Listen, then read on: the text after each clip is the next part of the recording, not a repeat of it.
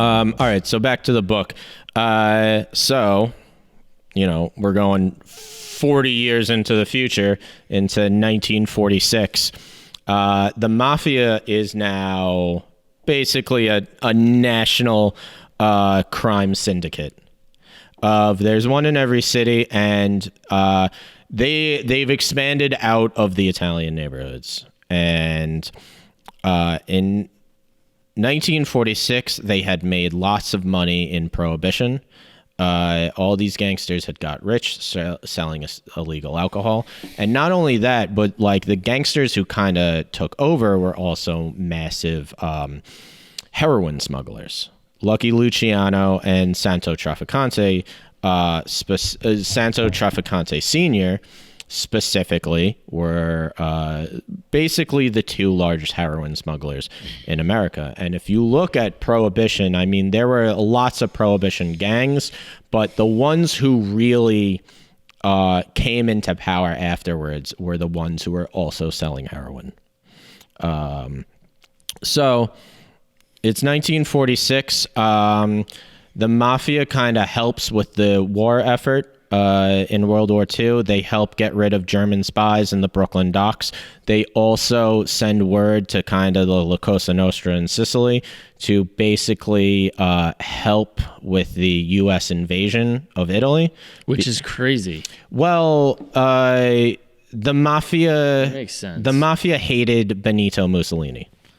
And they also... Benito Mussolini came down very hard on the Mafia in Sicily, all these organized crime groups, but also just in general, everyone in Italy hated Benito Mussolini. Yeah.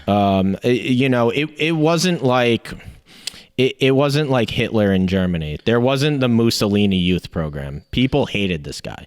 And the Italian people really were, specifically the organized crime element, were very against fascism and really were helping the Americans with the invasion of Sicily.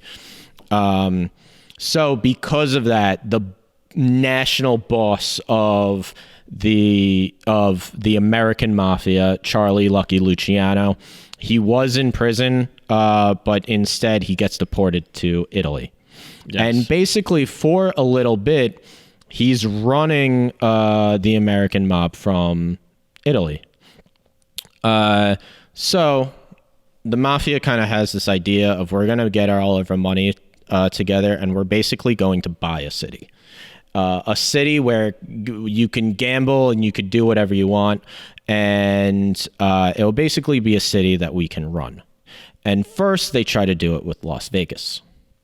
They send their guy out, Bugsy Siegel. He's a Jewish gangster. He's very close to Meyer Lansky and Lucky Luciano, out to Las Vegas. But Las Vegas really, at that time, doesn't have like a whole infrastructure. They kind of have to wait for people to come from Los Angeles or California out there. And because of it, their casinos are kind of bleeding money. They also start to think that Bugsy Siegel was stealing money from them, that he was skimming money off the top and not telling the bosses or giving the bosses a cut, which he probably was. And they basically see Las Vegas as a failure. We now know that into the 70s, they actually did make a lot of money off Las Vegas. But at the time, gangsters aren't the most, patient people. Long-term thinking. Yeah, and they wanted something back immediately. So they're looking for a new city. Meyer Lansky and Santo Trafficante, they have relationships with the Cuban government, specifically Fulgencio Batista, dating back to Prohibition, because Meyer and Santo it's now Santo Trafficante Jr., but Santo Trafficante Sr., his father, had this relationship with Cuba where he was smuggling alcohol from the country into Florida. And Meyer Lansky was doing the same with New York. So they have this idea of basically, our idea for Las Vegas, we're going to do it in Havana.